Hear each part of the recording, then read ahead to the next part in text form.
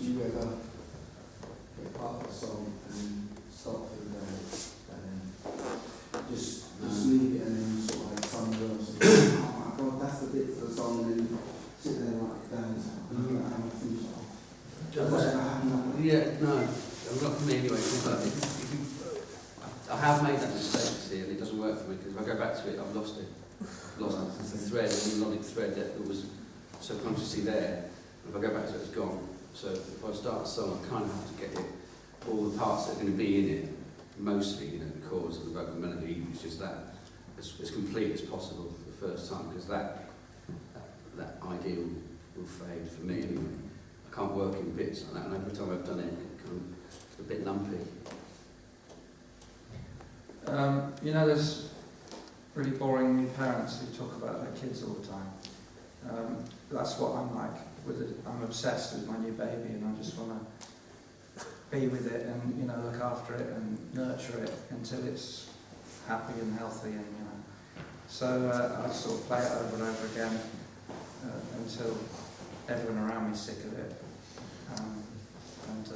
I usually get fairly happy with it before I leave it alone. You know. But if you do leave it, like Mark says, stick it on your phone if you've got to go somewhere else. But music doesn't happen without the guitar in my hands, very, very rarely. It sounds like you think of tunes as you're walking along the street or whatever. Yeah. But I don't write lyrics. Fine. I don't write lyrics, but I can come up. What you don't like, or you haven't tried? I haven't tried. I suppose I haven't tried. And maybe once I try, Give it a I might be able to come up.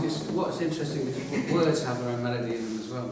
So it's quite odd, but they do. When you structure them, it makes it impossible to forget that melody. Good way of starting to write lyrics, you said yesterday, was just to start writing anything, just to fill up a page of words, whatever thought comes into your head. And it doesn't matter, it's not going to be a song, you're not showing it to anyone, it's not the greatest work ever, it might be. If it is, then that's serious. But, you know, once you've filled up the page, look at it, maybe there's a line there, just one line, good line, you know. Hey, I like that, or yeah, and then take that out, maybe do it again, or start working on that as the first line of a verse or something, or the hook, whatever, or maybe it's the punchline. When you're free write, just write anything that comes through it, write it as quickly as you can. So don't bother reading back what you've done so it makes sense. It doesn't have to make sense. Just keep writing in a linear form until you're exhausted. How do you come up with lyrics? I've tried writing lyrics before, and I'm just like, this is like sort of writing back and just what crap it sounds like. Well, that's your opinion, you see. You've got to be careful with that, because it's just the thing with the lyric is it's up to other people think, you see, whether or not it makes any sense.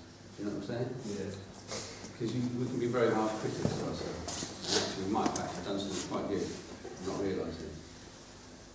I think I like playing around with words and ideas.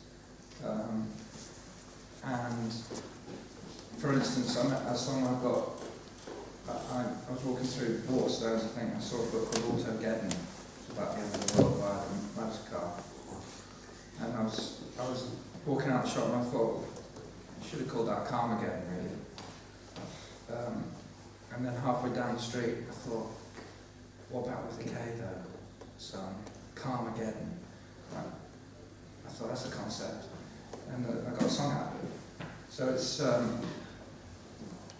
I'm lucky maybe because I like to mess around with words like that, but I think it's again being switched on during the day, fishing for ideas and thoughts, and recognising when you think you've seen a good one.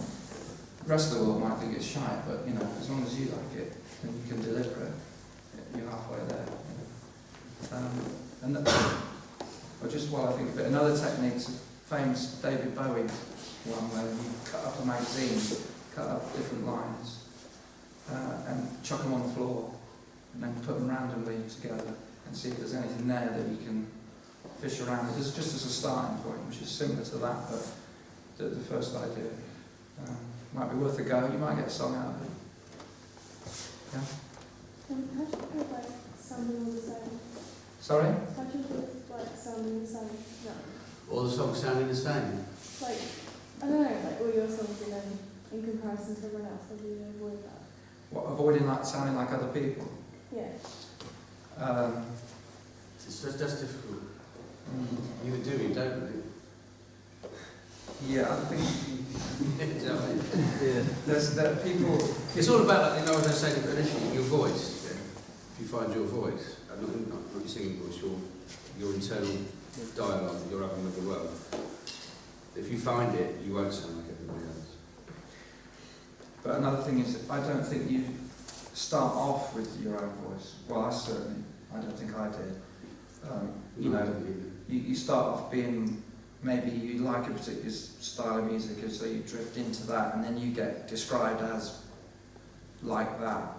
But you might not have, grown into who you are yet. I still haven't decided what I'm going to do when I grow up, but it takes time. You shouldn't.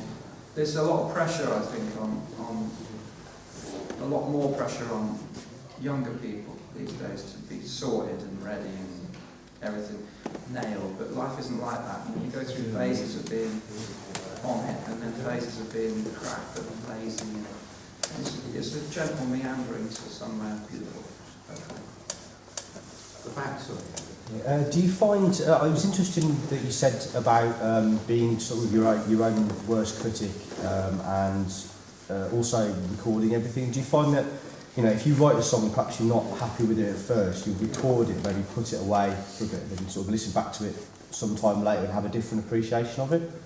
No. Right. If you listen to it once and you think you don't like it, it's probably rubbish. Right. Yeah. I'm the opposite. I've already said I've done that a few times. Yeah. I think that's not working, and I'll go back a year later and think, that's where it goes. Right. Then I write another verse. Then 10 years later, I write another one. Then 25 years, I finally realise it was indeed crap.